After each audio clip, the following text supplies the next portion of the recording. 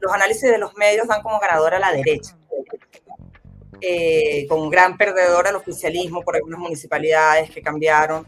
¿Cuál es tu primera impresión de lo que fueron los resultados, ¿no? ¿Cuáles crees que realmente fueron los factores que determinaron?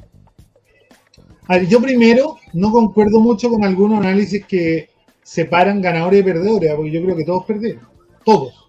Esto fue una derrota para el sistema político. ¿Y por qué lo digo? Porque primero estamos avanzando hacia un sistema político en donde todos los discursos empiezan a confundirse y se parecen mucho, ¿no? Y en los análisis siempre se dejan de lado los datos más relevantes.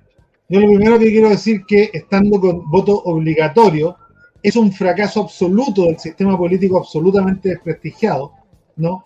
El que si uno suma los nulos, los blancos, más los que se abstuvieron de ir a votar a pesar de arriesgarse una multa, bordea el 30%. Y si uno además suma a los que resultados de los bloques menores que nadie ha querido publicar ni nadie ha querido darle importante, suman como un 10% más. O sea, hay un 40% que no votó por ninguno de los candidatos que ganaron. O sea, la verdad que eso ya te deja en un ámbito en donde uno tendría que preguntarse qué estamos haciendo mal, qué estamos verdaderamente haciendo mal. Los que ganaron y perdieron se basa principalmente, hay dos cosas distintas, ¿no? Los que estaban disputando un sillón en donde nadie se iba a la reelección, se disputa el programa de gobierno.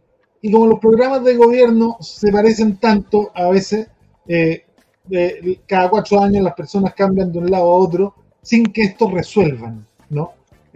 Y eso no es bueno.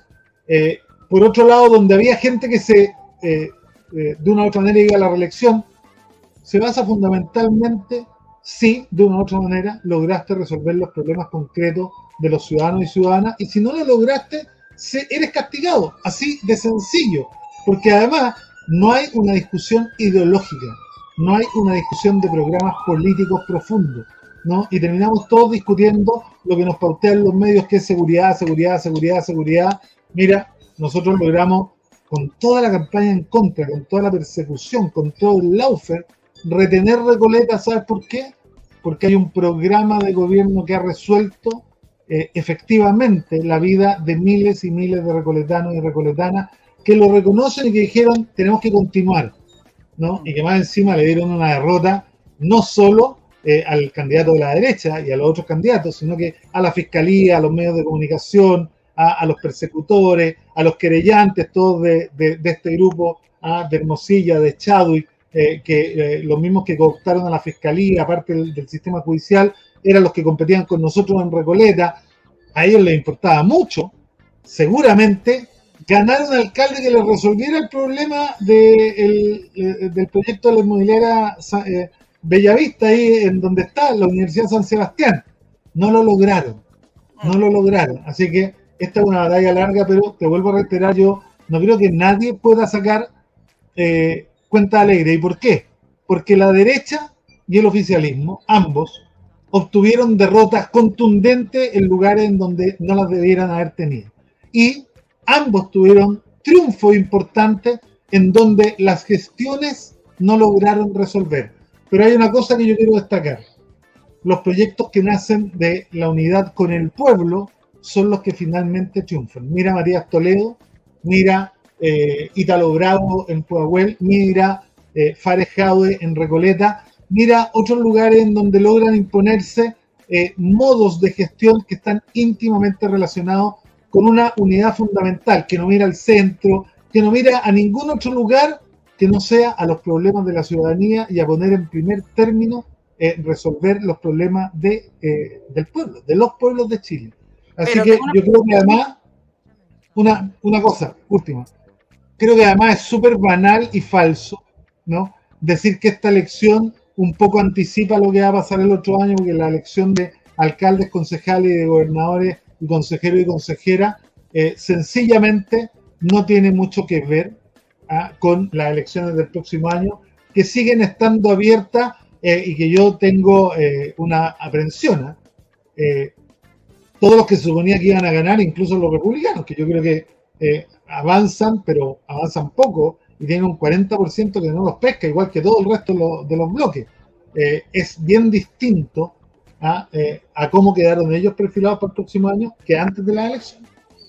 Dime una cosa, me quiero detener en algo que dijiste al comienzo, ¿no? Que es que si la gente va a votar por quien resuelva, digamos, la cotidianidad de la vida en su municipio, entonces un poco estamos manejando la tesis de que la gente ya no está votando por proyectos de izquierda o de derecha, ¿no? Como que se diluye esta tendencia, ¿no? No estoy de acuerdo. A ver, cuéntame. Porque hay una diferencia fundamental entre los programas de la izquierda y de la derecha. La derecha no resuelve los problemas, hace clientelismo, ¿no? Y el clientelismo se agota porque además nunca hay tantos recursos como para darle a todos lo que requieren. Los programas de izquierda que tienen que ver con la instalación, por ejemplo, de servicios populares, instalan servicios que son derechos universales. No es clientelismo. Resuelven problemas con un Estado que es indiferente a la diferencia. Es decir, le resolvemos los problemas en la farmacia popular a quien quiera comprar, gane mucho, gane poco, sea nacional, sea extranjero, sea joven, sea persona mayor, ¿no? Sea hombre o sea mujer. Los que pueden postular a la inmobiliaria popular somos indiferentes, pueden postular todos.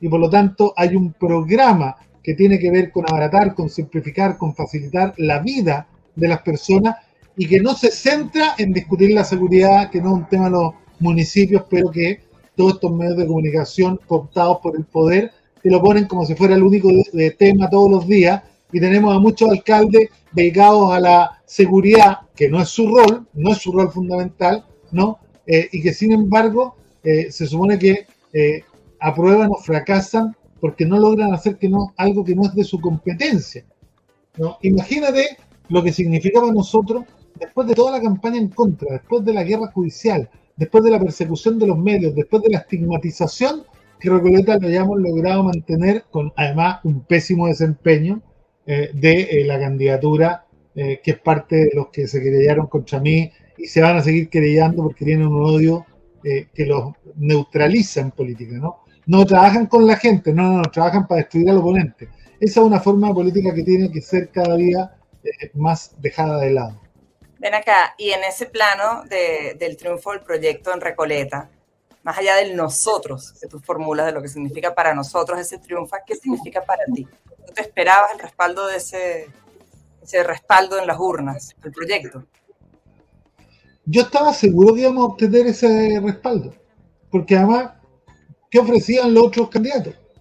La verdad es que nadie conoce sus programas, nadie conoció sus programas. Está la crítica típica de, efectivamente, la seguridad, entre comillas, la suciedad, que son críticas que uno puede tener. Claro, si tú te vas a La Vega, que es menos del 1% de la comuna de Recoleta, tú puedes mostrar sectores que están sucios permanentemente porque funcionan 24 horas al día con carga y descarga de cosas que dejan basura, ¿no? Pero si tú te vas al resto de la comuna, no. Entonces, cuando uno comparaba las propuestas, uno decía, bueno, ¿y por qué vamos a cambiar si la única propuesta que nos da farmacia popular, óptica popular, librería popular? Imagínate que la derecha lo que quería era cerrar las farmacias populares, las ópticas populares y las librerías populares, cerrar la universidad abierta y la escuela abierta, volver a dejar a los jóvenes sin ningún lugar donde reunirse y donde hacer sus actividades. Entonces, yo creo que no tenían ninguna posibilidad, salvo esta campaña anti-Recoleta y anti-proyecto Recoleta, porque es un proyecto de alcaldía popular que se ha ido consolidando. Ganamos un cuarto periodo. O sea, ya vamos a cumplir 16 años gobernando Recoleta en un partido que además tiene en los medios de comunicación a su principal enemigo, ¿no? Pero bueno, estamos acostumbrados, parte de nuestra historia. Oye, y sobre las reacciones de la derecha, yo vi después de las elecciones a Evelyn Matei celebrando como si fuera un gran triunfo, se ve como la próxima presidenta de Chile, lo proyecta como todo esto, un gran triunfo de la derecha. ¿Tú qué opinas de eso? ¿Crees que es un gran triunfo? Yo sería más cauto. Ahora, si hay que ver una cosa, ¿cuáles son las conclusiones que además uno saca de las elecciones? El centro no existe en Chile. Si queremos parar a una derecha radical, vamos a tener que tener un proyecto de transformación mucho más radical.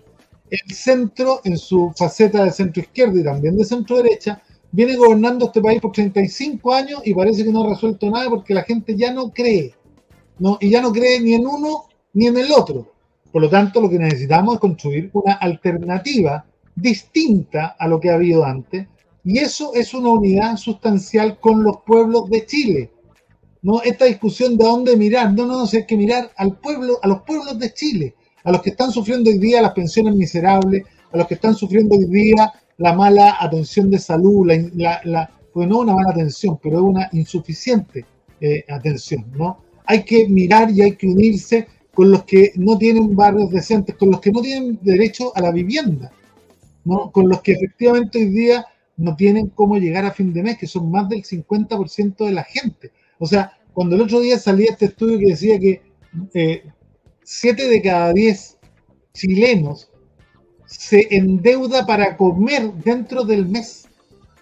O sea, yo creo que si alguien no entiende que eso es una situación insostenible, el sistema va a volver a capotar y vamos a volver a tener una revuelta popular que nos va a dar una nueva oportunidad de hacer lo que hay que hacer, que es cambiar la Constitución y poner una Constitución que sea digna, que promueva la vida digna, pero además que sea garantía de los derechos sociales que hoy día van en retirada.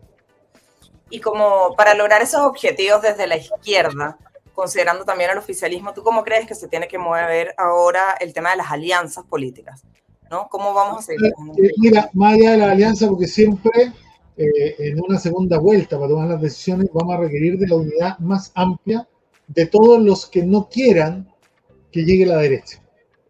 Pero yo creo que si uno quiere disputar un poquito la indignación, si uno quiere disputar el sentido común, primero vamos a tener que hacer una alianza fundamental que es con los pueblos de Chile.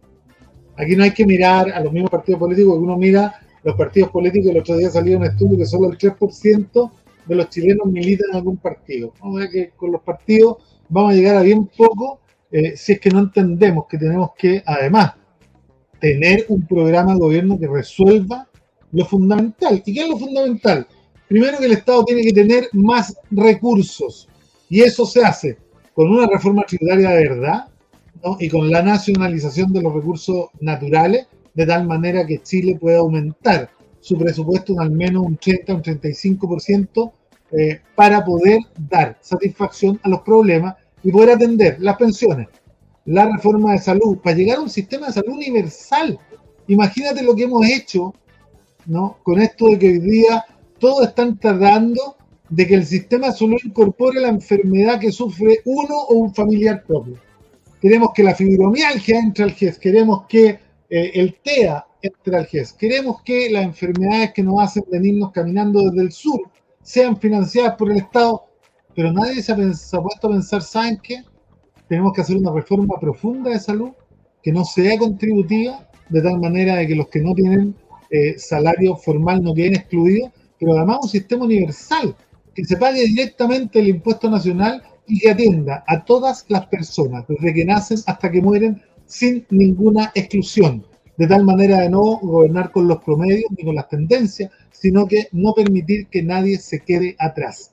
Y eso solo lo puede enarbolar un proyecto de izquierda, un proyecto popular que esté en unidad con el pueblo, porque el poder, algunos dicen que está efectivamente en los poderes solo económicos. No, hay un poder mucho más importante. Miren lo que pasó en Puente Alto con Matías Toledo. El poder está en aquellos que toman las decisiones y que están en la base. Y si uno genera y promueve el dualismo de poder, si uno genera y promueve la resolución de los problemas ampliando la participación comunitaria, ampliando y además permeando el sistema político de manera permanente, uno puede resolver, o si no, ¿qué va a pasar? Que es probable que llegue un gobierno de derecha o de ultraderecha, la verdad que no tienen tanta diferencia en nuestro país, y en 4 años más vamos a estar discutiendo lo mismo porque ellos no tienen ninguna propuesta para resolver los problemas de la gente. Ninguna. Yo no he escuchado nunca a Belén Matei decir cómo va a subir las pensiones.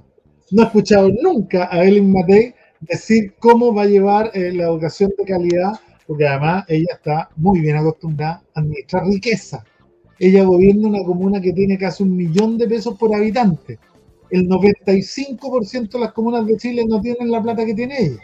Y es distinto ser alcaldesa de una comuna riquísima a ser efectivamente presidente de un país que no tiene recursos suficientes para hacer lo que ella está acostumbrada a hacer.